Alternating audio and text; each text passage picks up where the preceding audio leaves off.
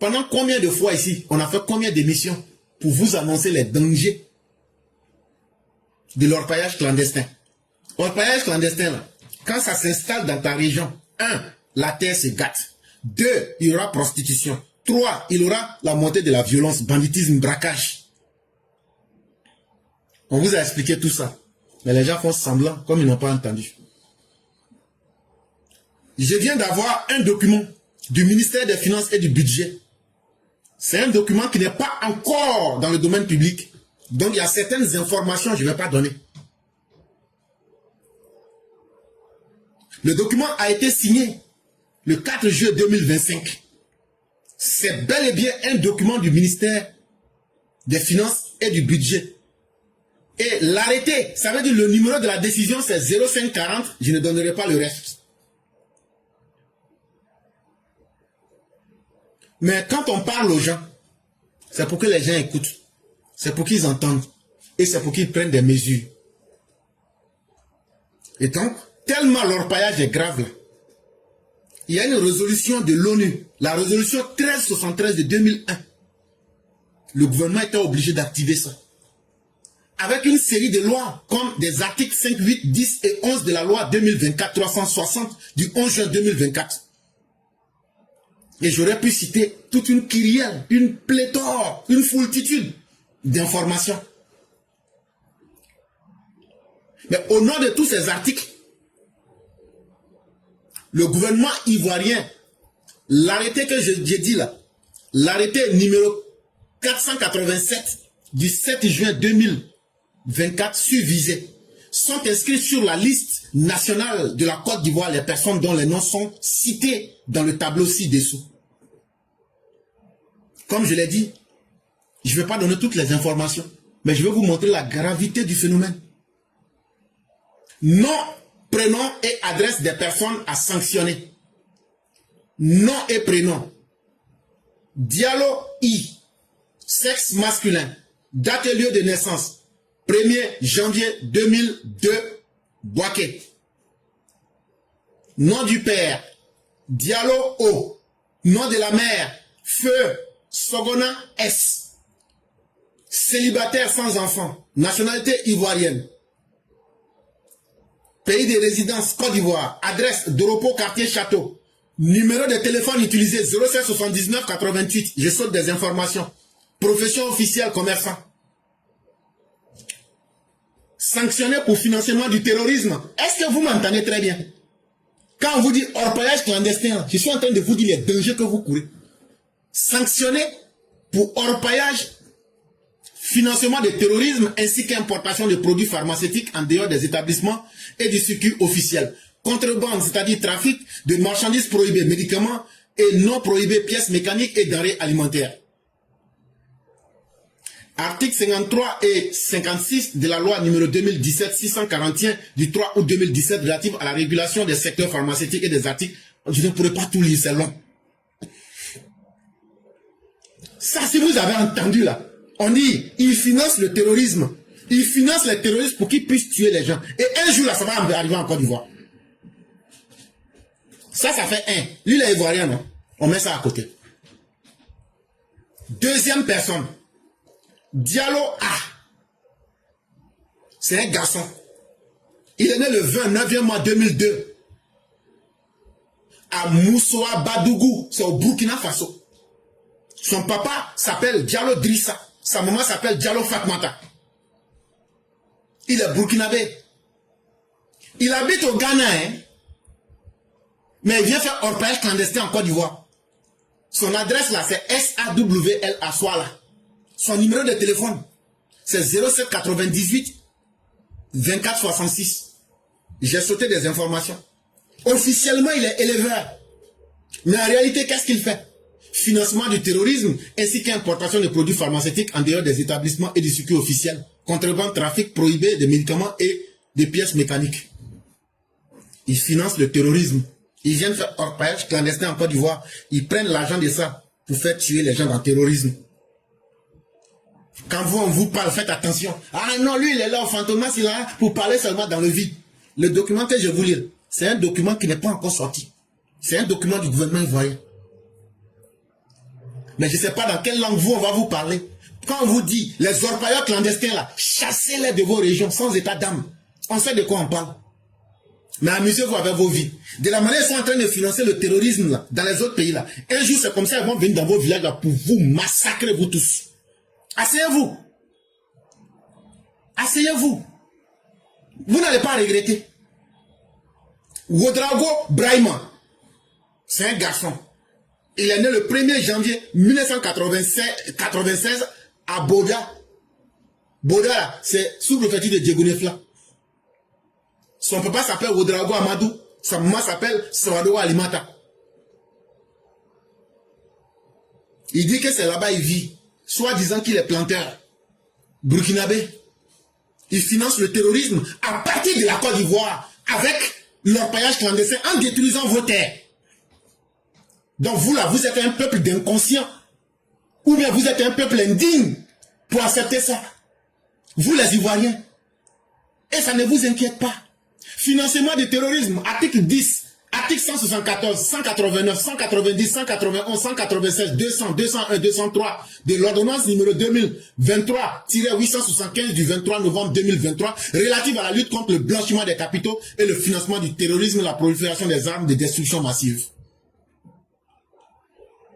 Non seulement il faisait ça, l'argent sale là, il blanchissait ça. Il finançait le terrorisme. Et puis aussi, il faisait du commerce des armes pour détruire des vies humaines. Et vous êtes assis. Quand on vous dit que l'orpaillage clandestin est plus grave que ce que vous pensez, si vous voulez qu'on vous choque là, c'est pour ça que je suis sorti avec ce document. Là, comme ça là, vous allez savoir que vous les Ivoiriens là, les petits jetons que vous prenez là, c'est l'argent de vos funérailles que vous êtes en train de prendre. Parce qu'un jour, ceux-là vont aller vous égorger, vous tous là-bas dans vos villages. Sawadogo Eli, c'est un garçon. Il est né à Boussé, au Burkina, le 1er janvier 90. Son papa s'appelle Yazi Yaga Sawadogo. Sa maman s'appelle Yabré Sawadogo. Burkinabé. Il vit à Côte d'Ivoire, à Bouniéré, à Dabakala.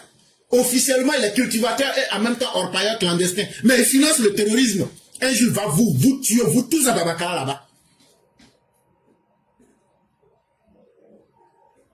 L'article 10, 174, 89, 190, c'est le même fait. Terrorisme, financement de terrorisme, blanchiment d'argent. Et vous, vous êtes assis, vous ouvrez vos bœufs. Vous dites, ah, comme on n'a pas encore vu là, on sait qu'on ne va pas voir. Mais j'ai pris Dieu pour que vous voyez ça. Le jour que vous allez voir ces mêmes personnes-là, bien organisées, se retourner contre vous. Les 50 000, les 10 000 que vous prenez là, ce sera le prix de vos vies.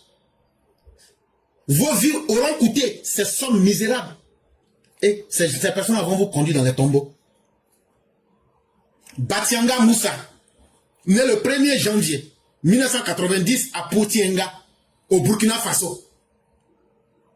Son papa s'appelle Salif Batienga, sa maman s'appelle Bayaga La Moussa. Burkinabé. Il vit à Bouniéré, à Dabakala. Quand il est là, je suis petit commerçant. Je suis petit commerçant, je suis vendeur. Alors qu'il est là, il finance le terrorisme. Il fait du trafic d'armes, de destruction massive. Il fait du blanchiment d'argent. Vous êtes assis, vous vous amusez avec votre vie. Que non, c'est orpaillage, ils font seulement. L'argent de l'orpaillage là, ce qu'ils prennent pour faire, c'est ça que je suis en train de vous expliquer. Et un jour là, ils vont se retourner contre vous. Ce n'est qu'une question de temps.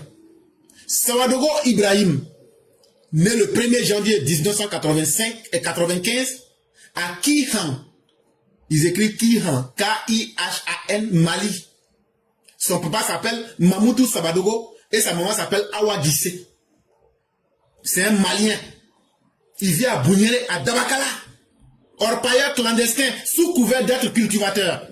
Mais il finance le terrorisme. Il fait du blanchiment des capitaux. Vous pensez que les terroristes là, c'est écrit sur leur front. Vous pensez qu'ils vont porter un tricot ou même un habit, c'est écrit dessus, comme les gilets jaunes, je suis terroriste. Quand on vous dit les noms là, asseyez-vous et puis réfléchissez. Ça veut dire ceux qui vont vous tuer là, ils sont déjà proches de vous. Ils sont parmi vous. On vous a conseillé. Et on vous a conseillé. Mais votre destin là, c'est entre vos mains. Votre destin là, c'est entre les 10 000 et les 50 000 que vous prenez là. Vous n'allez pas regretter un matin. Un jour là, ils vont vous égorger, vous tous comme des moutons. Ça coûte quoi que la population se lève pour dire halte à l'orpaillage clandestin? Mais parce que vous gagnez des petits mangements, vous vous amusez avec vos vies. Vous rendez l'ennemi puissant. L'ennemi fait du financement du terrorisme sur l'espace ivoirien. Ils font du trafic des armes à partir du territoire ivoirien. Et vous êtes assis, vous pensez que ce malheur-là ne va pas vous toucher un jour. Ce n'est qu'une question de temps. Mais ce que vous n'avez pas envie d'entendre là, moi je vais vous dire ça. Kambouté Houdita, ou bien Houdité, je ne sais pas. H-O-U-D-I-T. Né le 1er janvier à Sanguinari, sous-préfecture de Bouna. Lui, il est ivoirien. Son papa s'appelle Kambou H. Sa maman s'appelle Mechone K.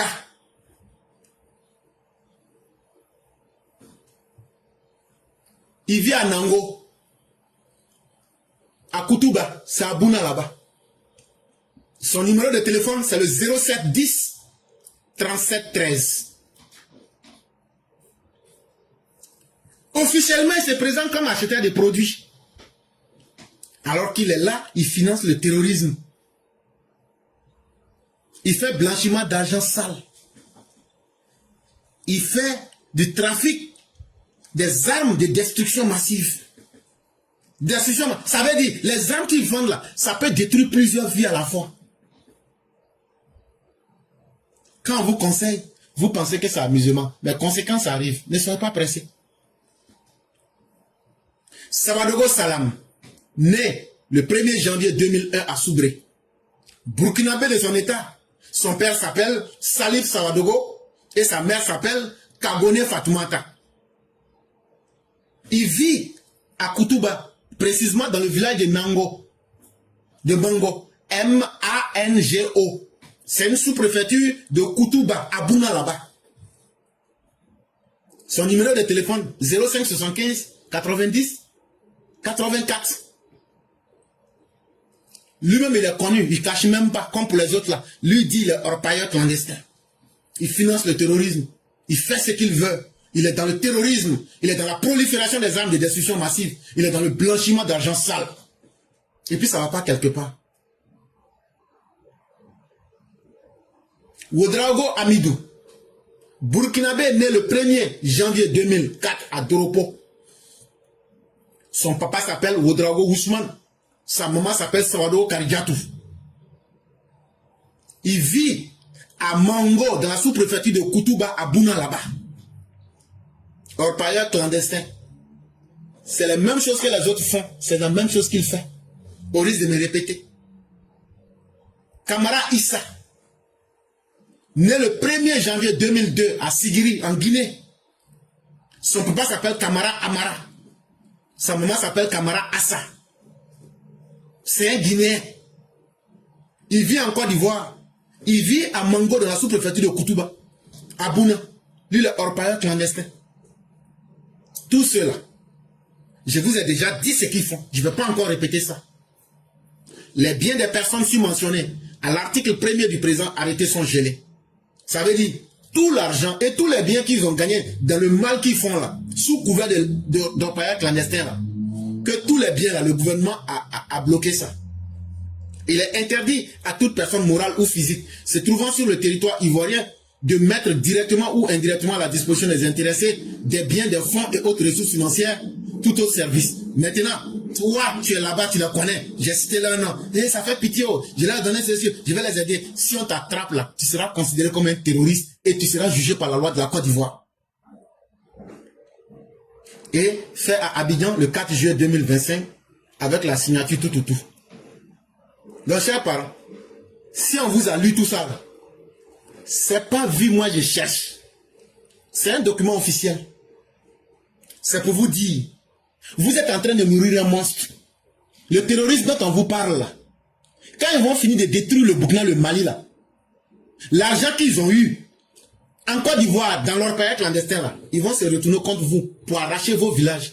et puis vous-même, pour arracher vos villages là, ils vont vous tuer, vous tous d'abord. Donc, si c'est ce que vous aimez là, continuez à soutenir les orpailleurs clandestins parce qu'ils vous donnent 10 000 ou bien parce que ils sont en collaboration avec le chef du village ou bien ils sont en collaboration avec le chef des jeunes. Continuez. Continuez à vous blaguer vous-même. C'est vous, ils vont égorger. Oh. Moi, je ne suis pas là-bas. Oh. Moi, là, je ne suis pas en Côte d'Ivoire. Donc, là, le jour qu'ils vont vous taguer, là, moi, je ne suis pas là-bas. Oh. Et c'est vous qui allez être les perdants. Donc, vous êtes si indignes que vous, vos vies, là, on vient vous blaguer avec des broutilles. Est-ce que quand vous parlez de terrorisme, vous pensez que c'est un amusement?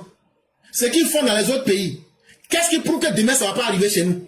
Mais c'est vous, la population, là, votre laxisme, qui fait que ces gens-là gagnent tous ces moyens-là. Donc, partout, il y a des terroristes, partout, il y a des orpailleurs clandestins. Dénoncez-les. Et prenez toutes les mesures pour les décourager, pour qu'ils quittent votre région. Ils n'ont qu'à aller au Burkina, au Mali.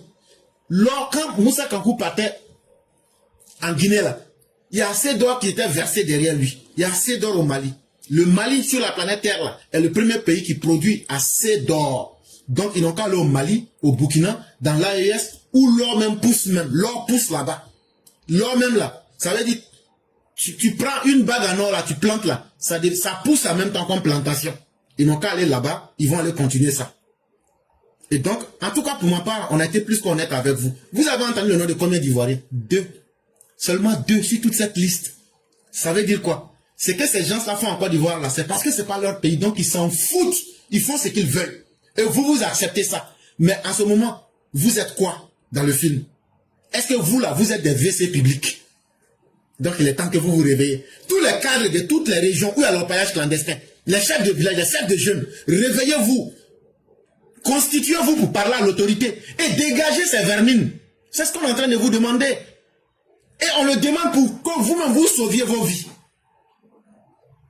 Mais si vous trouvez que ça c'est trop difficile et que prendre vos vies est la chose la plus facile, un matin là, ces orpailleurs là, quand ils vont finir le Burkina, le Mali là, ils vont venir encercler vos villages pour finir avec vous. Le 4e sujet, je l'ai intitulé danger. Et ça, j'aimerais que les autorités ivoiriennes m'écoutent très bien. Vous savez, sur Internet, là, il y a son bon côté comme il y a son mauvais côté. Le mauvais côté d'Internet, là, on appelle ça dark web. Ça veut dire côté sombre de la toile. Dark, ça veut dire sombre. Web, ça veut dire toile. Dark web, ça veut dire le côté sombre de la toile. Sur dark web là, on vend un organe humain là-bas. Sur dark web là, on voit les identités des gens, comme les cartes de crédit et autres. On vend ça par paquet. Sur dark web là, on vend tout là-bas. C'est le bon côté. Malgré Internet que vous voyez, puis on dit c'est dangereux là. Ça c'est le côté que tout le monde voit. Mais il y a un autre côté qui est encore plus dangereux, 10 fois, 1000 fois plus que ce que vous voyez. Voilà. Il faut être des gens comme nous pour aller là-bas. Donc, le samedi passé, quand je suis quitté au travail, là, j'étais dans ma promenade et quelque chose m'a dit, il faut aller sur Dark Web. Quand je suis allé sur Dark Web, j'ai dit, mais attends, je vais voir s'il y a des archives de la RTI. Ça m'est venu comme ça à la tête. Et quand je tape archives RTI, chers parents, j'ai vu des dossiers secrets d'archives de la RTI, de la radio-télévision ivoirienne sur le dark web. Alors que c'est simplement par curiosité, comme sur toute page, tu peux te dire, bon, par exemple, est-ce que Dieu existe? Tu peux taper ça pour voir. Et je vois effectivement des dossiers secrets d'archives de la radio-télévision ivoirienne sur le dark web. Qu'est-ce que ça veut dire? Ça veut dire que nos informations d'archives sont en danger. Et cela constitue une menace pour la sécurité de notre nation, tôt ou tard. Ce n'est qu'une question de temps. Et pourquoi j'interpelle les personnes qui sont en charge des archives de la RTI à être plus que vigilantes Pourquoi nous les interpellons? Parce que de la RTI, des archives de la RTI, pour se retrouver au dark web, on ne me dira pas que les gens sont rentrés par effraction à la RTI. Ça, cette idée-là, je ne l'accepterai jamais. Est-ce qu'il y a des complicités internes? Est-ce qu'il y a des individus qui vendent ces informations sans que les autorités ne soient au courant? En tout cas pour moi, on n'a jamais entendu que la RTI a été braquée. Donc ça veut dire que les informations sortent de l'intérieur. Et si l'autorité nous entend, c'est moi j'ai donné l'information. Ah, ils peuvent m'interpeller. Hein? Parce que là, j'ai des noms. J'ai des noms. Et je me ferai fort de leur dire ça. D'ailleurs, même si eux ne m'interpellent pas, moi-même je vais aller vers eux pour leur donner. Mais je préfère informer tout le monde pour que chacun de nous mesure la gravité de ce qui est en train de se passer. Et pourquoi? Parce qu'aujourd'hui, nous sommes dans un monde où, avec l'intelligence artificielle, les gens peuvent aujourd'hui tout manipuler. Nous sommes aujourd'hui dans un monde où les gens ne sont pas guidés par de bonnes intentions. Si ces informations se retrouvent entre de mauvaises mains, dans un monde qui est guidé aujourd'hui par l'intelligence artificielle, est-ce que la mémoire même de notre radio-télévision ne sera pas corrompue? Est-ce que les gens ne vont pas faire certaines choses qu'on ne puisse même pas imaginer? Donc ne soyons pas surpris qu'un jour nos archives soient corrompues. Quand je dis ici corrompues, je parle de la corruption de Platon, ça veut dire la distorsion, la transformation, la dévaluation. Et c'est extrêmement grave. Et nous demandons aussi que le PCA de la RTI demande à ses collaborateurs de faire la lumière sur cette affaire. Ça serait très utile pour la dignité même des uns et des autres et pour s'assurer que les informations, les archives ne sortent pas en dehors du cadre légal et en dehors de la zone de connaissance des autorités. Parce qu'on ne sait pas. Si moi je vous dis que j'ai vu ça sur Dark Web, ça c'est ce que moi j'ai vu.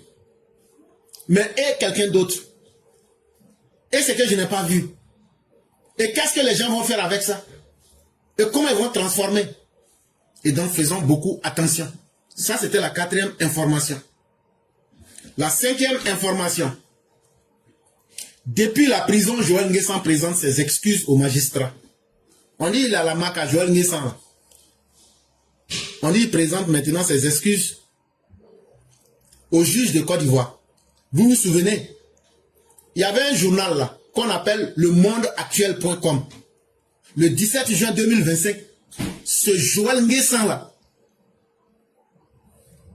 il allait là-bas et puis sa bouche là, il s'est transformé en individu logoréique. Ça veut dire quelqu'un qui parle jusqu'à même accuser les juges. Que lui n'accuse pas les politiciens. Hein. Que si la Côte d'Ivoire là, que s'il y a guerre en Côte d'Ivoire là, que ce sont les juges. C'est là les juges, à travers le procureur, l'ont interpellé. Et il a été interpellé le 18 juin 2025. Il a été conduit à la préfecture de police. Et là-bas, il a été gardé à vue. Le lendemain, il a été présenté au parquet. Vous savez, le lendemain, là, il a envoyé à la justice, à la cour de justice du plateau là-bas. Et il a été reconnu coupable. Il a été reconnu coupable. On dit, il gâte nom de la justice de Côte d'Ivoire. Il met la honte. Il gâte nom des juges de la Côte d'Ivoire. Et ça, lui qui est un cadre du RHDP, ne sait pas que la justice est un segment de pouvoir. Et quand tu fragilises un segment du pouvoir, tu portes atteinte à l'autorité de la justice. Et donc, pour cela, il a été placé en détention préventive à la MACA le 19 juin 2025. Si on dit les choses clairement, avec toutes les preuves que tout le monde entend, on ne va pas venir dire que les gens se sont trompés. Donc je vous ai donné pourquoi il a été arrêté, quand il a été arrêté, comment ça s'est passé, jusqu'au 19 juin 2025, où il a été placé au pôle pénitentiaire d'Abidjan. Ça c'est le nom choco pour dire Maka. Maintenant que est arrivée l'heure d'assumer ces méfaits, l'individu se retrouve le 4 juillet 2025 à regretter ses faits. Et il écrit une lettre.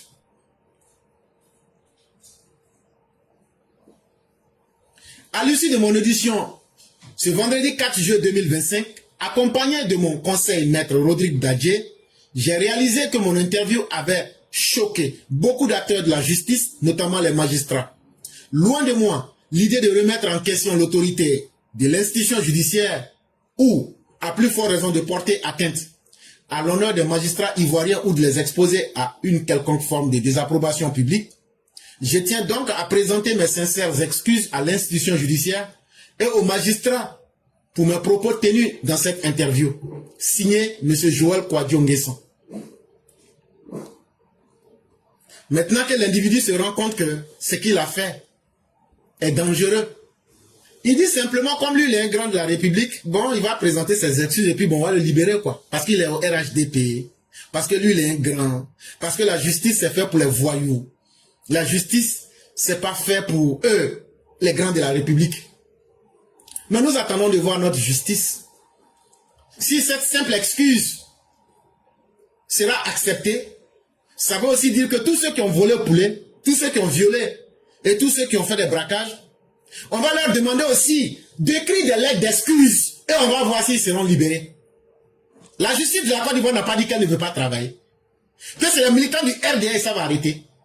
Et que, entre eux-mêmes, les politiciens, là, ils savent se pardonner. Maintenant, on va voir où vous allez faire, ce que vous allez faire maintenant. Ce journal, ce qu'il a écrit là, c'est du n'importe quoi. Ce qu'il a écrit là, ce que Joël Nguesson a écrit là, c'est du n'importe quoi.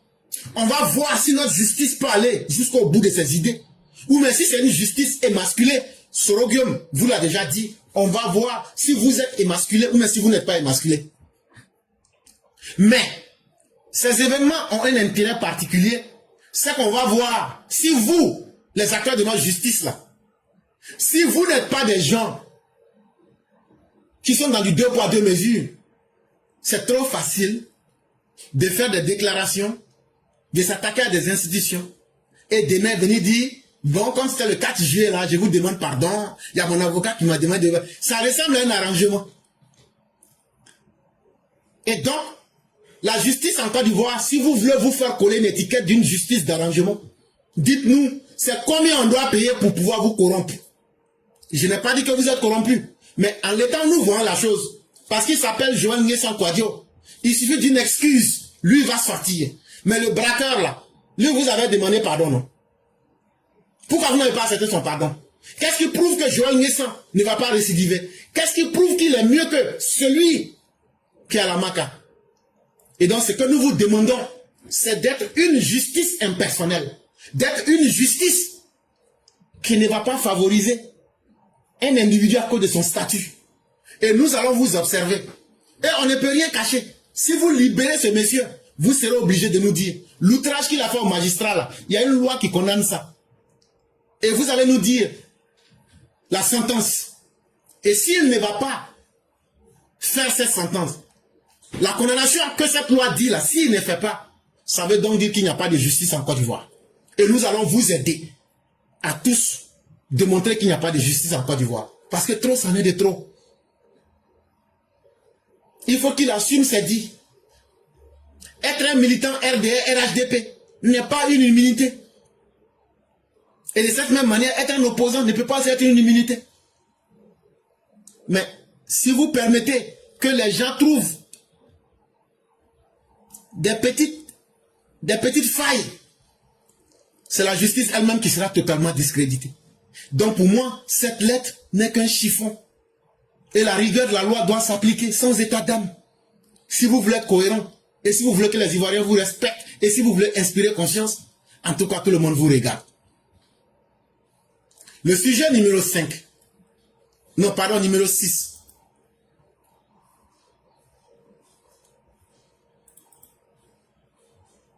On parle toujours de la justice. Écoutons d'abord cet élément ensemble.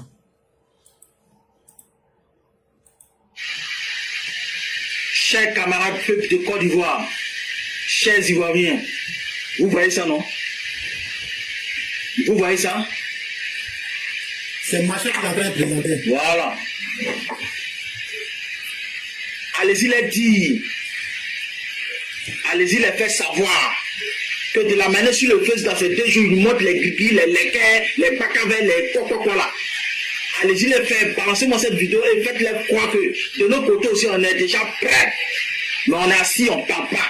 On fait comme s'il n'y a rien. Quand le lion est couché, quand le lion dort là, il ne faut pas le déranger. Parce que quand tu le déranges là, tu es en gras. Et c'est ce qui a fait qu'il fait cette vidéo. Donc, balancez-moi cette vidéo partout, dans tous les groupes. Toi, tu te dis que tu es Ivoirien de père et de mère, vivant en Côte d'Ivoire. Est-ce que vous connaissez la haine, rancune des 3000 morts? Ça est dans le cœur des Ivoiriens, puis on a assis, on ne parle pas là. Le vieil, il a été victime de ça, hein? Il a été victime de 3000 morts là. Bob le mannequin de la Fabiola, le Tossofa, le vieux. En 2011, ça te plaît de dire aux Ivoiriens ouvertement sur le fait que tu as tué les gens, tu as paralysé les gens, tu as coupé le tendon des gens, tu as fait souffrir les Ivoiriens. Ça te plaît de dire ça. Eh les vieux, Inch'Allah. Ouais. C'est bien. Faut te dire que tu es à Paris là-bas, mais tu es mort pour garder. Ça, c'est de 1. C'est-à-dire, tout ce que vous faites là, non, ça chauffe nos cœurs. Mais on est assis, on parle pas, on fait comme si nous-mêmes, on est pressés pour vous-même. Si Dieu pouvait descendre, nous montrer le jour où la Côte d'Ivoire va se gâter là, non. Si ou bien sûr les prophètes pouvaient nous montrer le jour où la Côte d'Ivoire va se nyarami là, non. Là, de nos côtés, on sait comment prendre nos parents, aller les camoufler dans les coins et les recoins, payer les sacs de riz, oignons, tu imagines, sel, quoi, tout, une, allez les donner. Maintenant, nous les guerriers, on se joue les guerriers à se mettre sur le terrain, à faire fa.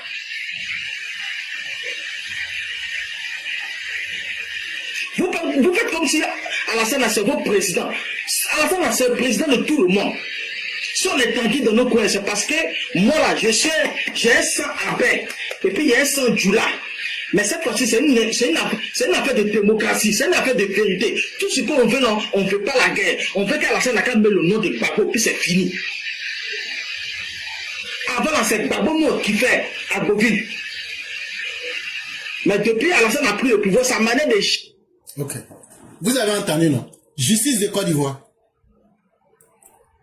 Justice de Côte d'Ivoire. Celui-là, il vous a donné toutes ses identités. Hein? Il dit il est côté Djoula, Abé. Il vit à Beauville. La vidéo là, ça fait 3 mois il a eu à réaliser ça. Dans la vidéo, il dit que eux ils ont apprêté assez d'armes pour se venger. Il dit que lui aussi il est victime. De la même manière que vous avez arrêté notre frère qui est victime. Là. Il dit que lui aussi il est victime comme ça. Donc ça veut dire que les deux propos se rejoignent.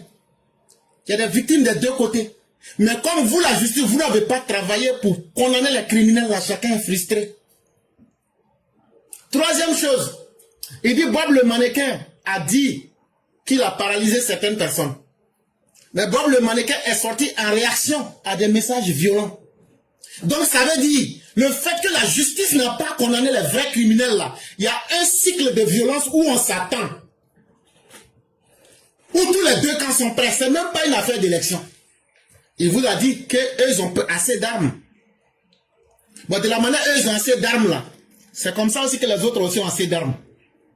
Mais si la justice avait fait son travail, condamner les vrais criminels sans état d'âme, ça va apaiser les cœurs. Mais vous vous êtes amusé avec la justice.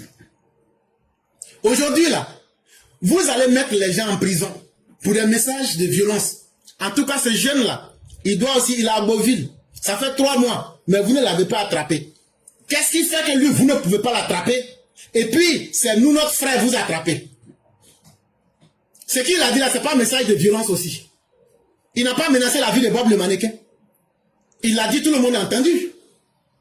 Et il dit, il promet de tuer aussi les gens de l'opposition, c'est-à-dire les gens, pardon, du parti au pouvoir. Ou bien parce que lui, il est abbé. Lui, il est mieux que l'autre. Lui, il est mieux que Igué. Vous voyez le drame que vous-même vous créez dans notre société. Alors qu'il aurait été plus simple de créer les conditions d'une justice. les forces de réconciliation qui ont été faites. Vous voyez aujourd'hui les conséquences? Quand moi et la EPB, nous nous opposions et nous disions, il y a aujourd'hui, le monde est témoin. Voilà les conséquences. Plus personne n'a confiance en la justice en Côte d'Ivoire. Et plus personne ne veut se laisser faire. Et là maintenant, vous pensez que c'est attraper les gens pour les mettre en prison? Si c'est ça votre solution là, allez donc attraper ce jeune homme qui est à Beauville. Ça fait 3 mois lui flanque le long des rues. Mais je peux vous dire une chose par anticipation. Mettre les gens en prison ne sera pas une solution. On ne peut pas vivre dans un pays sans justice.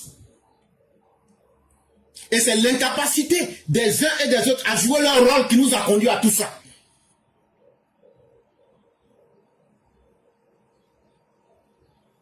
Et donc tout le monde a vu, tout le monde a entendu, on regarde la justice. Que ce soit le cas Joël Nguessan, que ce soit ce cas-ci. Et je dis à nos frères, toutes les vidéos des opposants où ils ont prôné la violence, apportez-moi ces vidéos-là. Je vais les mettre ensemble et puis je vais balancer.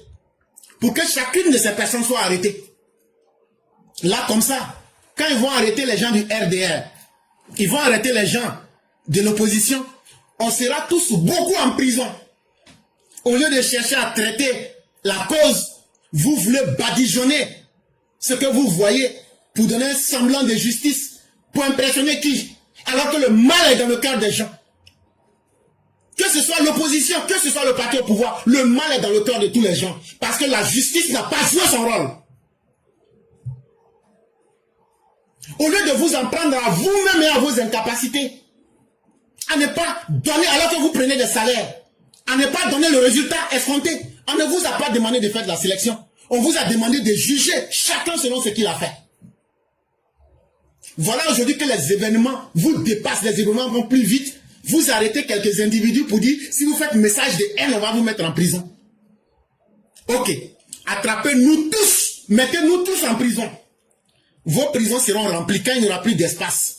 Chaque fois que vous allez mettre 1 ou 2 personnes en prison pour des messages de haine, sachez que 100 et 200 vont naître. Parce que le vrai problème, c'est pas de mettre les gens en prison. Le vrai problème, c'était d'éduquer la masse. C'était d'apporter une solution durable à travers la balance. Est-ce que la Côte d'Ivoire, à travers son système judiciaire, a pu faire cela? Voilà la question qu'on doit se poser. Et au lieu de chercher des solutions à la base pour régler le problème, vous pensez qu'aller en prison, là, ça ne ferait plus quelqu'un. Aller en prison, là, ça ne ferait plus quelqu'un. Mais on ne peut pas cacher les mauvaises choses, les maux de notre société en n'attrapant des gens pour les mettre en prison. Qu'est-ce qui fait que les gens sont devenus violents? Qu'est-ce qui fait qu'aujourd'hui, à la moindre petite étincelle, c'est la haine que les gens, c'est la haine qui ressurgit? C'est parce qu'un segment du pouvoir n'a pas joué son rôle et c'est la justice. Au lieu de chercher à vous revoir pour dire effectivement nous avons failli et nous allons prendre nos disponibilités et nos dispositions, vous voulez distraire le peuple. Les gens vont en prison et reçoivent tout. Mais cela ne change pas leur comportement. Ça les rend encore plus violents. Alors que vous auriez pu, à travers l'ANSI, la PLCC, vous auriez pu, si vous voulez régler ce problème-là, vous pouvez organiser des séminaires pour dire pourquoi les messages de violence sont sur la toile. Comment peut-on bloquer les messages de haine qui viennent vers la Côte d'Ivoire sur Internet? Vous n'avez pas l'intelligence de poser les vrais problèmes et vous voulez détourner les Ivoiriens. Vous voulez faire peur à qui? Quand vous allez nous attraper, nous tous là, pour nous mettre en prison, là, quand les prisons seront remplies là, on va voir où les autres qui vont prôner la haine là, où vous allez les mettre. C'est une manière de vous dire que ce n'est pas ça la solution. La solution, c'est l'incapacité d'avoir une justice. Corrigez ça. Soyez une justice juste. Une justice qui éduque. Une justice qui pose des actes de jurisprudence qui peuvent inspirer la confiance, que vous soyez opposant, parti au pouvoir, ou même que vous soyez pauvre ou riche. Parce que Joël Nguessan a fait une déclaration. Ce n'est pas encore fait. Mais lui, sa déclaration pourrait suffire pour qu'on le libère. Mais celui qui a braqué au quartier, même s'il lit le Coran, la Bible ne sera pas libéré. Parce que vous avez accepté que les ingrédients de la haine puissent se propager partout. Et ça, c'est une faille et une défaillance de notre justice. Est-ce que vous acceptez votre autocritique? Est-ce que vous acceptez le mal que vous avez fait aux Ivoiriens? Chère justice de Côte d'Ivoire, c'est la première chose qu'il faut accepter. La deuxième chose qu'il faut accepter, nous ne sommes pas dans un monde où on peut faire de l'à peu près. C'est pas en attrapant quelques individus isolés que la haine va cesser. C'est en trouvant. Et les moyens sont là. On peut bloquer. Tous ceux qui font des messages de haine, s'ils sont en Côte d'Ivoire, vous pouvez les arrêter. Mais la majorité ne sont pas en Côte d'Ivoire. Alors qu'ils font ça parce qu'ils savent qu'ils ne sont pas en Côte d'Ivoire. Donc là, parce que le mal que ça va créer là, eux ne seront pas là-bas pour expérimenter. Donc qu'est-ce que vous devriez faire? Vous devriez bloquer tous ceux qui lancent des messages de haine là, leurs messages là. Avec les systèmes modernes là, vous pouvez bloquer leurs messages pour que ça n'arrive pas en Côte d'Ivoire. Pour que si quelqu'un est en Côte d'Ivoire, les messages de haine là, il ne voit pas. Ça peut éduquer. Et demander à des gens comme nous. On est dur dans nos propos, mais l'intention est plus d'éduquer le peuple. Si vous encouragez les gens à aller vers les messages pour ouvrir les esprits, pour encourager les gens à avoir confiance en la vie, c'est comme ça que vous pourrez venir à bout de ce problème. Et au niveau de la justice, ah non, tu sais, il y a beaucoup de gars qui ont été incrustés. Mais ça, c'est une faillite de l'État lui-même. C'est une incapacité du gouvernement lui-même. Pendant 15 ans, vous n'avez pas pu identifier ceux qui sabotent le système judiciaire. Ça, vous allez vous arrêter pour dire ça devant nous. Pendant 15 ans, vous êtes en train de nous dire qu'il y a des gars qui sont là, saboter la justice, et que vous n'avez pas pu faire quelque chose contre eux. Ça s'appelle simplement de l'incapacité. Ça s'appelle de l'irresponsabilité.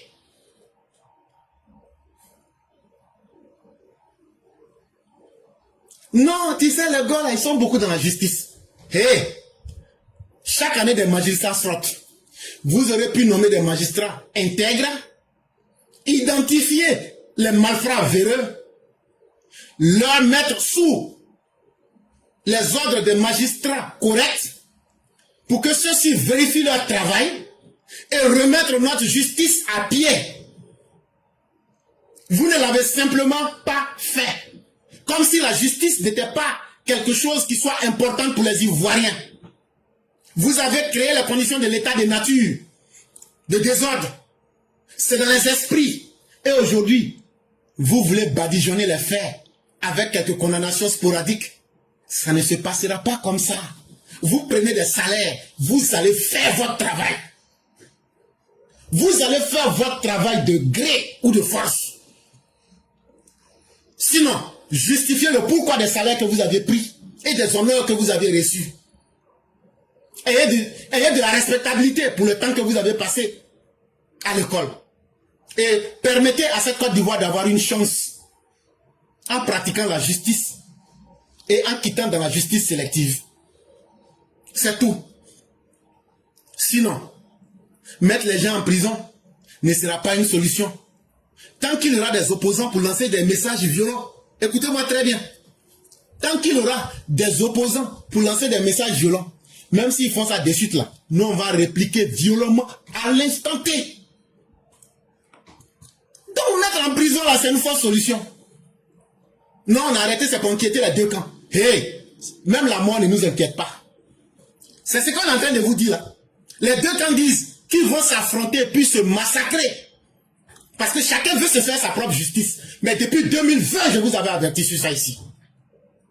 Et aujourd'hui, vous ne pouvez plus rien.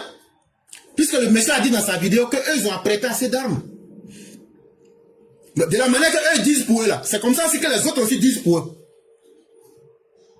Donc, mettre en prison là, c'est une manière de vouloir distraire les Ivoiriens. Ça n'effraie personne. Des gens qui sont prêts à aller mourir là, est-ce que c'est la prison qui va les inquiéter? Donc, même si maintenant, de suite là, les gens sortent pour lancer un message violent là, nous aussi on va sortir aussi pour lancer les mêmes messages violents. Et puis on va voir, quand vous allez nous tous nous attraper là, on va voir ce qui va se passer après. Mais moi je vous dis que quand les prisons seront remplies, vous serez obligé de chercher d'autres solutions plus efficaces. Entre-temps, je demande à tous les EPV, les messages violents des opposants, envoyez-les-moi. Même si je vais les prendre, les mettre ensemble, et puis on va balancer, et puis on va demander à l'ANSI et à la PLCC. Tout seul, on fait quoi avec eux?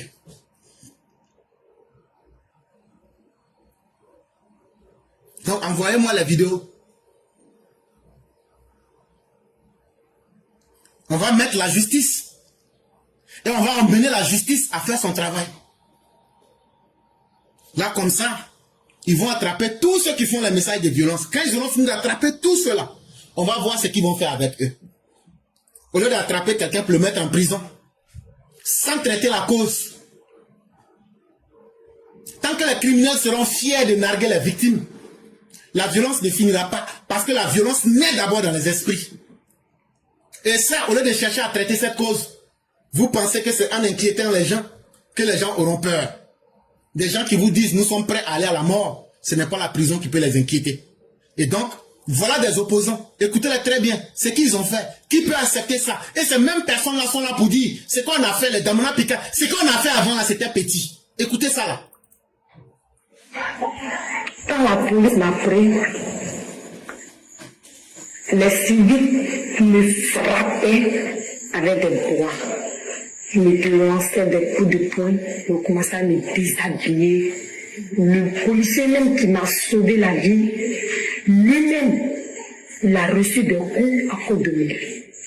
Ils ont commencé à me taper, me déshabiller, me mettre nu sur le goudron. Vous allez mettre le sac dans mon sec, prendre comme on appelle un matras, mettre dans le sec d'une femme. Vous allez me tuer. Je vous ai dit que je suis asthmatique, que je porte déjà une demi de glucose. On s'en fout. Est-ce que ça c'est mon problème? Hé, imbécile là, ton nez là, imbécile, écarte ton nez là. Ils écartent les gens, ils mettent le sable dans mon sec, on prend le matras, on met dans mon sec. On me tape dans le cercle. Tout ce qui m'est arrivé, je suis ivoirienne, mais je suis Gula. Et à votre avis, c'est pour ça Oui. qu'on vous en veut? Oui, parce que je suis Gula. Avant, on ne faisait pas de trucs comme ça en Côte d'Ivoire. Mais depuis qu'il est arrivé, tu vois des gendarmes avec des civils qui se promènent dans la cour des gens pour tuer des gens dans la maison, pour voler les gens de la maison, pour dire, ouais, telle personne est ivoirienne, telle personne est Gula, telle personne est burkinabé. C'est depuis l'arrivée de M. Bago que tout se passe en Côte d'Ivoire. Et mais je dis que ça continue toujours. Et en Côte d'Ivoire, c'était pas comme ça? Ce n'était pas comme ça. On n'était pas divisés. Bété, Baoulé, Djoula, Gouro, on était la même chose. Chez nous, en Côte d'Ivoire, tu es ivoirien, on a accepté tout le monde. Mais aujourd'hui, vraiment, la Côte d'Ivoire, je ne reconnais plus la Côte d'Ivoire. Des cas de viol sur... Et donc vous avez entendu l'expérience qu'une de nos mères a vécue. Moi, je m'en fous de son ethnie. Parce que, de part et d'autre, il y a eu des violences. Mais au lieu d'en venir à l'histoire véritable, d'étudier les causes profondes de ce mal, Babo circule aujourd'hui. Et Babo dit à qui veut l'entendre que lui n'a rien fait et qu'il n'a aucune excuse à présenter à qui que ce soit. Et il envoie même ses chiens de guerre pour dire que ce qu'ils ont fait avant, qu'ils vont faire pire qu'auparavant. Mais mieux, Simone Eve Babo dit que ce qui est arrivé à ces femmes-là, qu'elles l'ont bien mérité. Survenus ici, hein, il y en a eu certains, mais au plan national, on a été totalement, tous ces cas de viol ont été totalement banalisés. Est-ce que ce n'est pas assez regrettable de banaliser aussi des actes aussi répréhensibles que le viol, surtout le viol des femmes? C'est vrai, c'est vrai. Mais il faut dire que ces cas de viol se sont produits dans un contexte politique assez spécifique. Voilà. Oui, mais est-ce qu'on doit tenir compte de l'appartenance politique d'une violée? Ce n'est pas ça le problème. Le problème, c'est pas l'appartenance politique de la violée. Le problème, c'est pourquoi les gens manifestaient? Est-ce que vous voyez? Pourquoi les gens manifestaient? Et à quel moment ces viols-là se sont produits? Et c'est ça, et dans la mesure où les Ivoiriens désapprouvaient totalement les raisons de ces manifestations. Je ne sais pas si je me fais bien comprendre. Il y a eu l'amalgame politique, il y a eu la désapprobation de la population. Cela fait qu'aujourd'hui, les enquêtes se déroulent, mais que, bon, les gens se disent un peu, c'est peut-être un peu eux-mêmes qui ont cherché cela. Donc vous avez entendu, on peut justifier le cas des viols en disant que c'est parce que ce sont les populations qui l'ont cherché. Le régime de Gbagbo a été incapable de juger, d'attraper ces criminels. Et le régime du docteur Ouattara n'a pas été capable aussi d'arrêter ces criminels. Et vous voulez que ceux qui ont fait ces viols-là, les victimes puissent vivre avec elles, comme s'il n'y avait rien eu. Et respectons notre population. Et respectons la douleur de nos populations. C'est l'incapacité des dirigeants et de la justice qui a mis toutes les parties en frustration. Et aujourd'hui, le fait est devant vous. Les élections ne sont qu'un prétexte. Les élections de 2025 ne seront qu'un prétexte. N'ayons pas la mémoire sélective, encore moins la mémoire courte. Ayons une mémoire positive pour aider l'humanité à aller vers le haut. Et des solutions improvisées ne vont pas être une solution définitive. Il faut traiter la cause. Et il faut traiter partout où il y a eu ces violences-là. Comme je l'avais dit depuis plus de 5 ans, la Côte d'Ivoire avait voulu s'essayer à quelque chose de nouveau, ce qui n'a jamais existé. Un modèle qui ne marcherait pas. On vous avait longtemps averti. Voilà aujourd'hui, maintenant, les premiers signaux qui sont en train d'être mis en face de vous. Mais qui sera le premier responsable de toutes ces violences? Est-ce que c'est la justice? Est-ce que c'est nos dirigeants? Ou bien c'est la population elle-même? En tout cas, le rôle des dirigeants, c'est d'éduquer le peuple à travers les instruments et les pouvoirs que le peuple leur confère.